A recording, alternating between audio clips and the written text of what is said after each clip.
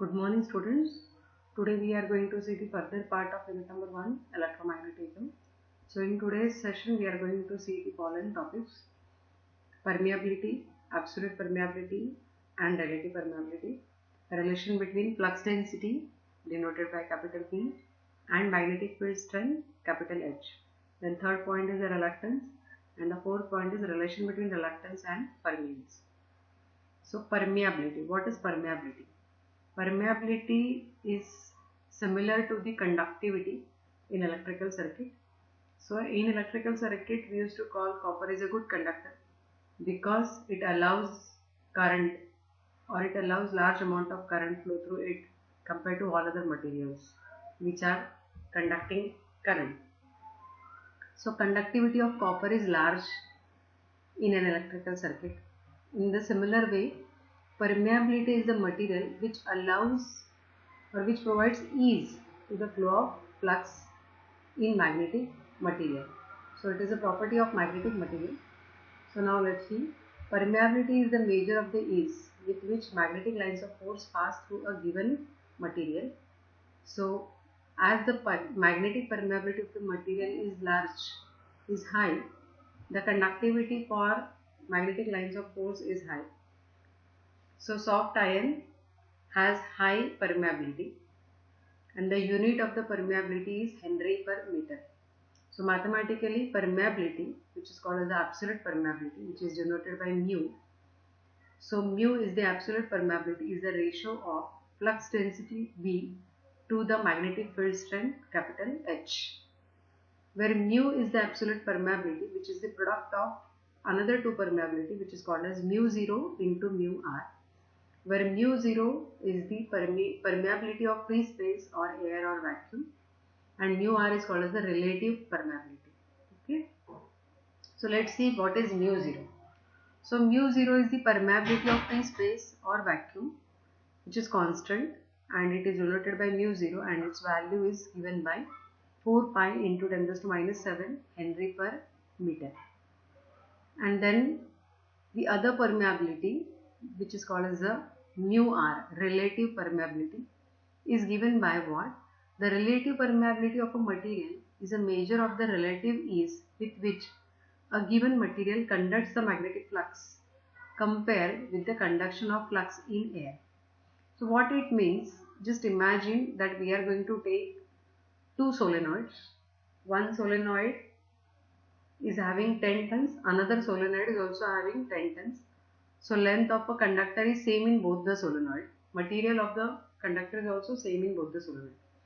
But the difference is one solenoid is air core solenoid, like our ball pen spring. We have taken 10 number of tons without taking any supporting structure inside it. Okay, so like a ball pen spring, we have a solenoid which is called as the air core solenoid, and we have connected both the ends of that solenoid to the 10 volt battery.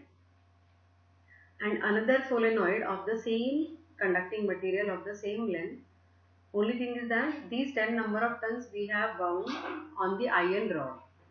So first solenoid is air core solenoid, and second solenoid is the iron core solenoid.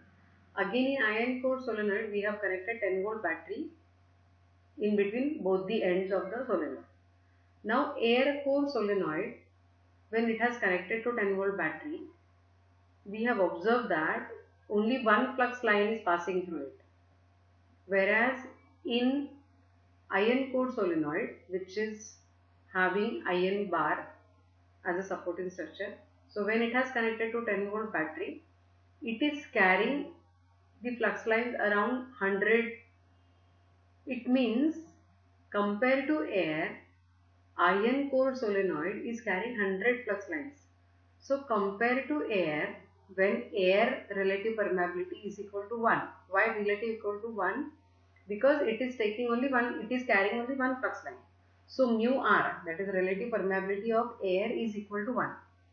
But with the same solenoid, when it is taken iron bar, then that particular solenoid is carrying 100 flux lines. So compared to air, iron material is having its relative permeability mu r is equal to 100. So For every magnetic material, the relative permeability is given, which is compared to air, or which is at the reference position, or which is declared by comparing the air. So with reference to the air, the value of mu r of any magnetic material has expressed or has declared. Okay. So vacuum is chosen as the reference medium for measuring the relative permeability. So relative permeability of vacuum with reference to itself is always equal to 1. So mu r for air or vacuum is always equal to 1, and compared to that mu r equal to 1, the other magnetic material value, mu r value, has declared. Okay. So the absolute permeability mu, which is the product of mu 0 into mu r, is what? The absolute permeability mu of any non-magnetic material, which is air, copper, wood, glass and plastic, is always equal to 1. But that mu for magnetic material such as cobalt, nickel, iron, steel and other alloys is always greater than unity. Why greater than unity? Because their mu r value is greater than unity. So mu is the product of mu 0 into mu r. As mu r is greater than 1, so value of mu is greater than 1.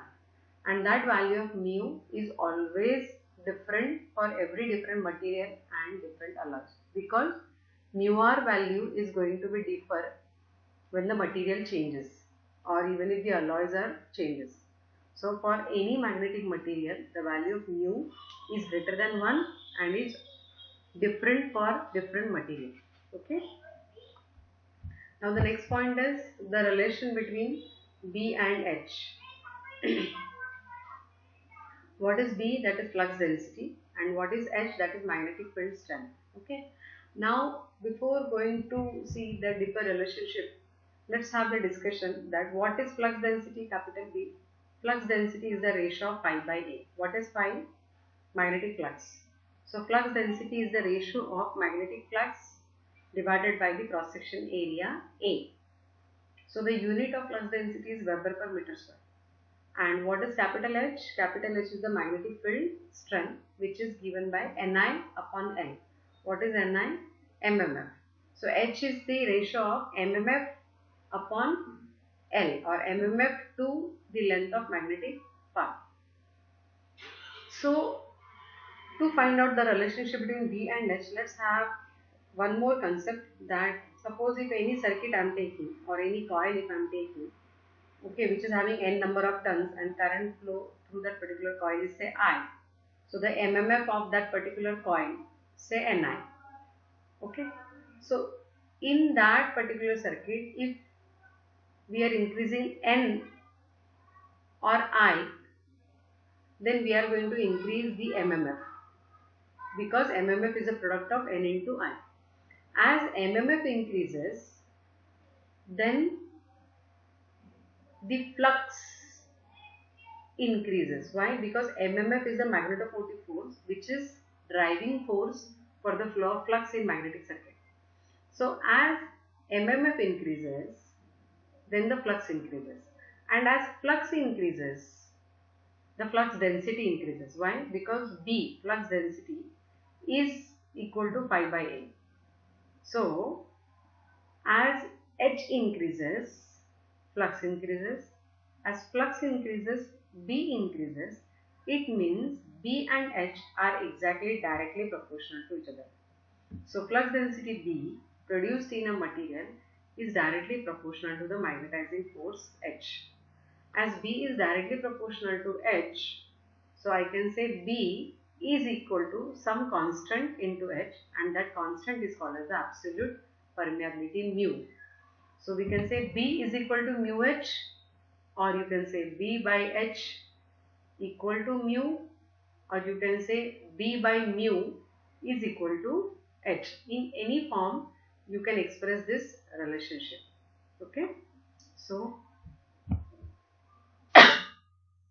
B is the magnetic flux density, mu is the absolute permeability of the medium, and H is the magnetic field strength. Okay. Now let's see the next point, that is reluctance. Now reluctance is similar to the resistance of an electric circuit. What is resistance? Resistance is the property of the material which opposes the flow of current. In the similar way, reluctance is the property of the magnetic material which opposes the flow of magnetic flux in magnetic circuit. Okay. So reluctance is the property of the material which opposes the magnetic flux in it, and it is analogous to resistance in an electrical circuit. Now this is the image, okay, or this is the figure in which we have represented a magnetic circuit. So consider a window, rectangular window, okay, or a rectangular bar structure. There are 4 rectangular bars are connected together in such a way that they have formed a window, and this window is having the material, say, iron. Okay, so this is the iron bar have joined together, and one side of the iron bar or one side of this iron window is having certain number of turns of coil, and this coil is taking a current or carrying a current of I magnitude. So when this current I flows through this particular coil, as per the magnetic effect of an electric current, this current I will establish magnetic flux around it.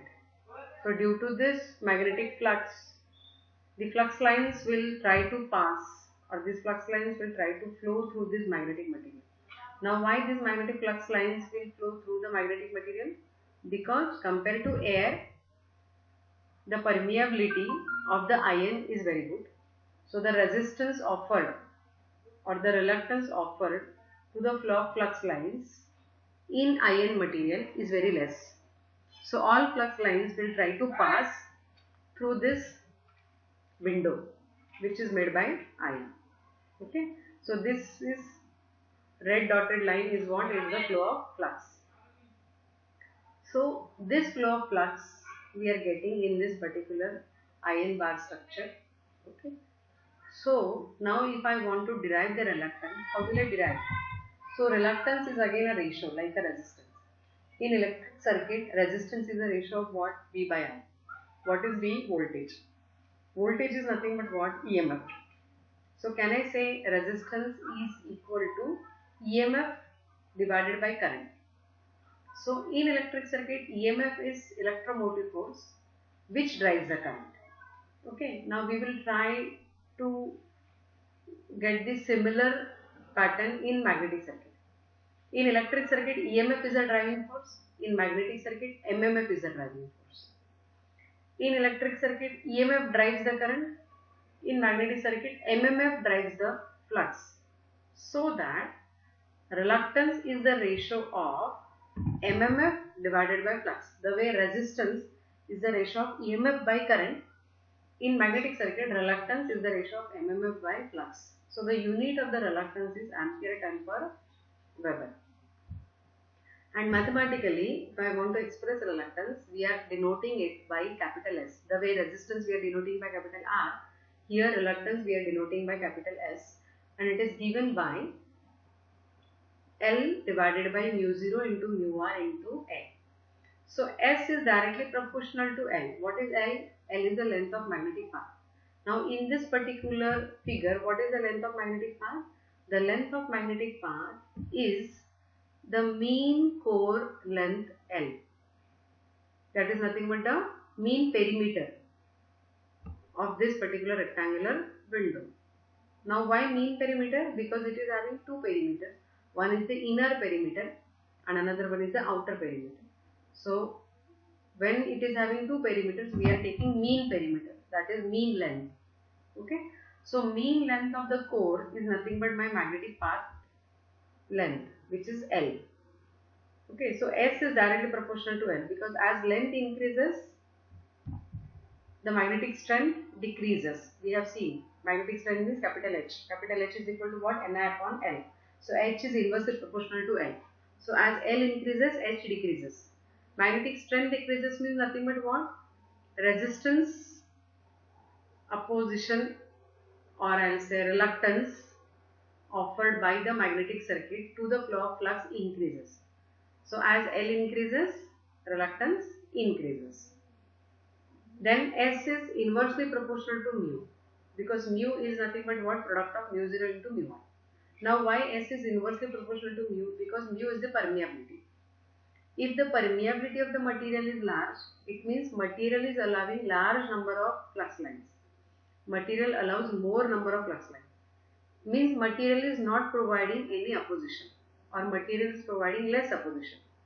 It means if the permeability is large, the opposition offered to the flow of flux is less. It means reluctance is less.